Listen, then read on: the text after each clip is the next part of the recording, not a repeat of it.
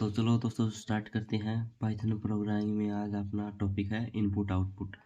तो इस वीडियो में हम आपको बताएंगे आपको इनपुट ऑपरेशन और आउटपुट ऑपरेशन कैसे परफॉर्म करते हैं। तो सबसे पहले आपको ये याद रखना होगा कि इनपुट फंक्शन के लिए इनपुट फंक्शन यूज़ करते हैं और आउटपुट के लिए हमारे पास पाइथन में एक प्रिंट नाम का फंक्शन है। इन्हीं दोनों फंक्शन के थ्रू हम क्या करते हैं, पाइथन में इनपुट आउटपुट ऑपरेशन परफॉर्म करते हैं। लेकिन इनपुट फंक्शन के बारे में आपको बताऊं, इनपुट फंक्शन हम तभी यूज़ करते हैं तब रन टाइम में यूजर से वैल्यू इनपुट करवाना होता है तब। तो हम यहाँ पर इनपुट फंक्शन के बारे में लिखा, in Python programs we use the input functions to take any kind of data input from the users through the keyboard. अगर आप यूजर्स के थ्रू कीबोर्ड से इनपुट लेना चाहते हैं पाइथन प्रोग्राम में डेटा को, तो आप यूज करेंगे इनपुट फंक्शन। तो इनपुट फंक्शन काम कैसे करता है? The input function waits for the users input and as soon as the user enters the data and press the enter key, the input function reads that the data assigned it to the variable। सबसे पहले input function क्या काम करता है कि input का wait करता है। जैसे यूजर इनपुट दे देता है तो डेटा इनपुट देता है तो एंटर पी क्रैश करता है। उसी टाइम पे इनपुट फंक्शन क्या करता है, जो भी डेटा हमने दिया है तो उसको वेरिएबल में असाइन कर देता है, ठीक है, और हमारा वैल्यू इनपुट हो जाता है। तो इनपुट फंक्शन यूज करते हुए सिंटैक्स क्या है हमारे यहाँ पर होगा, वेरिएबल इज इक्वल्स टू, यहाँ पे जो होगा इनपुट फंक्शन। इनपुट फंक्शन हमेशा स्ट्रिंग वैल्यू रिटर्न करता है। यहाँ पे आप कुछ भी पास कर सकते हैं फंक्शन से। आप जो भी यहाँ पे जो मैसेज पास करेंगे जब एंटर की करेंगे तो वैल्यू जाके वो वेरिएबल में असाइन हो जाएगा और मैसेज के साथ डेटा इनपुट मांगेगा। Input function always return string value, ये यहाँ पे मैंने लिखा भी है, रिटर्न हमेशा स्ट्रिंग करता है वैल्यू। अगर आप कुछ इनपुट करेंगे तो स्ट्रिंग वैल्यू होगा। हम आपको प्रैक्टिकल में दिखाएंगे कि वो काम कैसे होगा। लेकिन प्रिंट फंक्शन क्या होता है? प्रिंट फंक्शन का यूज़ क्या है? It is use to display the output on the console. अगर आपको अपने आउटपुट को कंसोल पर कुछ भी आउटपुट डिस्प्ले करवाना, कुछ भी प्रिंट करना है तो आप यूज़ करेंगे प्रिंट कंसोल। और यहाँ पे प्रिंट फंक्शन को भी वेरिएबल डायरेक्ट लिख के प्रिंट कर सकते हैं, उसकी वैल्यू का डबल कोट्स में मैसेज एंड कर सकते हैं। तो चलिए अब हम क्या करेंगे, इसी चीज़ का प्रैक्टिकल आपको शो करके दिखाते हैं कि कैसे कैसे इन्फॉर्म परफॉर्म करते हैं और कैसे इनपुट और आउटपुट फंक्शन को यूज़ करेंगे। प्रैक्टिकल में सबसे पहले हमने आपको इनपुट लेना सिखाएंगे कि पाइथन है हम यूज़र से इनपुट कैसे लेते हैं। तो याद करिए मैंने आपको सिंटैक्स दिखाया था। सिंटैक्स मैंने क्या दिखाया था, इनपुट, और यहाँ पे मैंने आपको बताया था कि प्रॉम्प्ट में से मैसेज पास कर सकते हैं, यानी ऑप्शनल होता है लेकिन हम पास करते हैं। जब हम प्रोग्राम का आउटपुट देखेंगे तो हमको वहाँ पर दिखेगा। तो मैं यहाँ पे एक सुटेबल मैसेज पास करता हूँ, एंटर डेटा, ठीक है, मैंने ये पास कर दिया तो हमारा इनपुट हो चुका है। तो इस इनपुट को हमें स्टोर भी करना है, तो मैं एक वैर नाम का एक वेरिएबल में इसको स्टोर कर देता हूँ। अब मैं सिंपल प्रिंट फंक्शन को कॉल करता हूँ और यहाँ पे सबसे पहले मैं वेब को ही प्रिंट करता हूँ, कंट्रोल एस करता हूँ और प्रोग्राम को रन करता हूँ। तो यहाँ पे एंटर डेटा में यहाँ पे बोल रहा है, यहाँ पे 12 एंटर करता हूँ तो यहाँ पे आप देख सकते हैं 12 प्रिंट हो चुका है।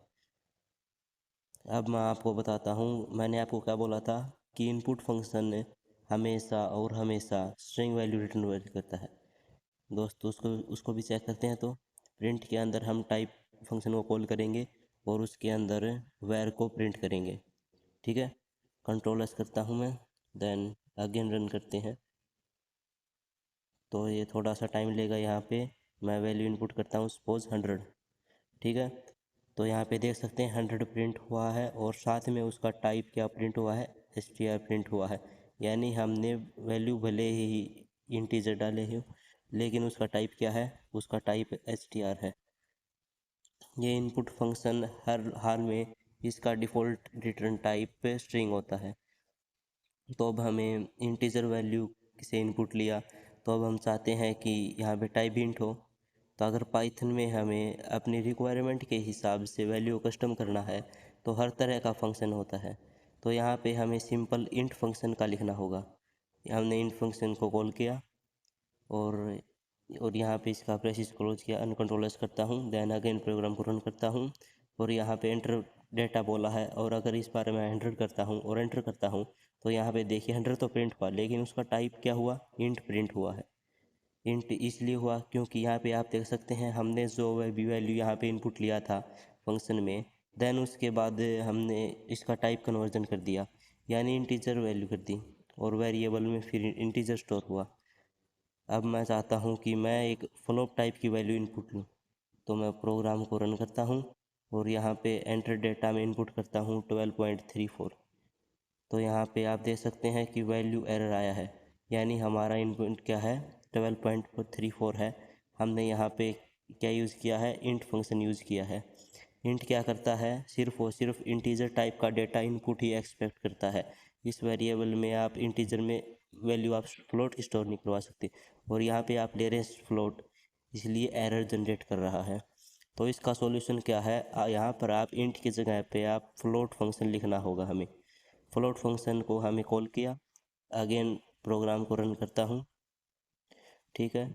एंटर डेटा, यहाँ पे जब मैं इनपुट करता हूँ फ्लोटिंग टाइप का, तो आप देख सकते हैं 12.21 प्रिंट हुआ है, और उसका टाइप क्या प्रिंट हुआ है, उसका टाइप प्रिंट हुआ फ्लोट, ठीक है। लेकिन अगर आप फिर से प्रोग्राम को करूँ मैं, और यहाँ पे इस स्ट्रिंग टाइप के वैल्यू को लेता हूँ, जैसे मैंने अंकित लिखा, तो यहाँ पे फिर अगेन वैल्यू एरर आया है, couldn't convert string to float. इस स्ट्रिंग को हम फ्लोट में नहीं कर सकते। आप इनपुट ले रहे हैं स्ट्रिंग और आपने यहाँ पर कन्वर्ट किया चाहे है फ्लोट, तो ये पॉसिबल है ही नहीं। अगर बूल वैल्यू इनपुट लेना होगा तो बूलियन यूज़ करना होगा बूल। तो हम यहाँ पर देखिए अलग अलग रिक्वायरमेंट होगा, चेंजेस करना पड़ रहा है, अलग अलग टाइप का फंक्शन कॉल करना पड़ रहा है। तो इंट फ्लोट के लिए फ्लोट, तो इसका एक सॉल्यूशन है पाइथन में ऑलराउंडर एक फंक्शन होता है। यहाँ पे आप अलग अलग के लिए इसको इरेज करिए और यहाँ पे सिंपल लिखिए, इवेल फंक्शन लिखिए और कंट्रोल एस करें। और अब मैं प्रोग्राम को रन करूँ रन, और यहाँ पे एंटर डेटा, और इस बार मैं डेटा एंटर करता हूँ 12.89। तो यहाँ पे आप देखिए 12.89 प्रिंट भी हुआ है, उसका टाइप क्या प्रिंट हुआ है, फ्लोट प्रिंट हुआ है। अब मैं इनपुट लेता हूँ 100, तो यहाँ पे आप देख सकते हैं 100 प्रिंट भी हुआ है, उसका टाइप इंट प्रिंट हुआ है। यानी पिछला बार हमने जब 12.89 लिया था तो उसका टाइप अपने आप ऑटोमेटिकली फ्लोट दिखाया था। देन इस टाइम मैंने जब 100 इनपुट लिया तो उसका टाइप ऑटोमेटिकली इंट शो किया, ठीक है। इसी तरह हम बूलियन वैल्यू की इनपुट ले सकते हैं। मैं प्रोग्राम को अगेन रन करता हूँ और यहाँ पे अगर मैं लिखूँ ट्रू और इंटर हिट करूँ तो इसका टाइप आप देखिए क्या बता रहा है, बोल। यूएल यानी यूएल फंक्शन हम यूज़ करते हैं तो हमें अलग अलग तरह का फंक्शन लिखने की ज़रूरत नहीं है। इंट लिखो, फ्लोट लिखो, बूलियन के लिए बूल की लिखो, हम सिंपल इवेल फंक्शन यूज़ करके कर सकते हैं, ठीक है। तो इसका सॉल्यूशन इवेल फंक्शन है। मैं रिकमेंड करूँगा कि आप जब भी अलग अलग तरह के यानी कुछ भी इंटीजर इनपुट लेना हो तो आप इवेल फंक्शन का यूज़ करें। इंट का करेंगे तो आपका इंटीजर वैल्यू ही ले पाएंगे इनपुट। अब मैं आपको थोड़ा सा बता देता हूँ, जैसे मैं प्रिंट फंक्शन के बारे में कुछ एक्सप्लेन करता हूँ आउटपुट के लिए। हालांकि हमने यहाँ पे प्रिंट फंक्शन यूज़ किया भी है, हमारा वैल्यू प्रिंट भी करवा रहे थे आप, और उसका टाइप भी। मैं कुछ एक्स्ट्रा बताता हूँ प्रिंट फंक्शन के बारे में। यहाँ पे जैसे मैं लिख दूँ हेलो, और इसे कंट्रोल एस करके मैं इसे प्रिंट करवाऊँ तो हमारा प्रिंट हेलो हो जाएगा। यहाँ पे आप देख सकते हैं हमारा मैसेज हेलो प्रिंट हो चुका है। अब प्रिंट फंक्शन में हम कोमा दे के भी वैल्यू को प्रिंट कर सकते हैं, जैसे मैं यहाँ पे हेलो अंकुश, ठीक है, और मैं डबल कोट्स दे देता हूँ, यहाँ पे लिखता हूँ अंकित।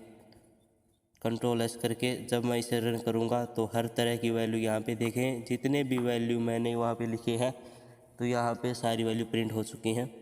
अब मैं चाहता हूँ कि 3 अलग अलग तरह के मैंने यहाँ पे आप देख सकते हैं सेपरेट किया है, तो इसका डिफ़ॉल्ट नेचर क्या होगा, मैंने कोमा से सेपरेट किया है तो एक स्पेस दे के प्रिंट हो रहा है तीनों।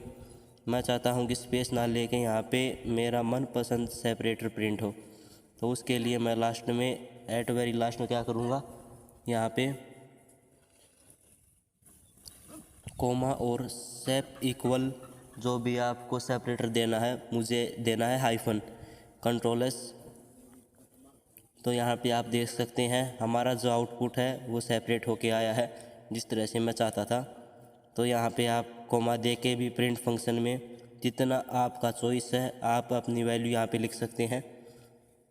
अब एक और चीज़ मैं आपको प्रिंट फंक्शन के बारे में दिखाता हूँ। ठीक है, यहाँ पे मैंने प्रिंट लिखा है एंड अगेन मैं प्रिंट लिखता हूँ। यहाँ पे मैं लिखता हूँ वोल्ट, मैंने वोल्ट लिखा, कंट्रोल-एस करता हूँ, प्रोग्राम को रन करता हूँ। तो इसका जो डिफ़ॉल्ट नेचर होता है, पहला प्रिंट फंक्शन का आउटपुट प्रिंट होगा फर्स्ट लाइन में, सेकंड प्रिंट फंक्शन का आउटपुट प्रिंट हुआ आप देख सकते हैं सेकंड लाइन में, लेकिन मैं चाहता हूँ हेलो वर्ल्ड एक लाइन में प्रिंट होगा। तो यहाँ पे आप एक रिपोर्ट होता है एंड इक्वल, तो यहाँ पे आपको किस तरह से एंड करना है, यानी इसका जो आउटपुट आया और जो नीचे आउटपुट है ये जो एंड न्यू लाइन में हो रहा था तो आपको किस तरह से सेंड करना है। तो मैं चाहता हूँ एक स्पेस में एंड हो और कंट्रोल-एस करके प्रोग्राम को करता हूँ रन। तो यहाँ पे आप देख सकते हैं हेलो वर्ल्ड एक लाइन में प्रिंट हो चुका है। अगर आप चाहें तो 2-3 लाइन बाद प्रिंट हो तो आप यहाँ पे /n यूज़ कर सकते हैं। ठीक है, और देखिएगा 2 लाइन का गैप लेके प्रिंट होगा। आप यहाँ पे देख सकते हैं 2 लाइन का स्पेस आ चुका है। ठीक है, तो ये था इनपुट और आउटपुट ऑपरेशंस हम कैसे परफॉर्म कर सकते हैं पाइथन में, यानी कैसे यूज़र से इनपुट ले सकते हैं और कैसे उसे प्रिंट कर सकते हैं। तो इस वीडियो में इतना ही। आई होप आपको वीडियो पसंद समझ आया होगा, और वीडियो समझ में आया हुआ तो वीडियो को लाइक कीजिए, चैनल पे नए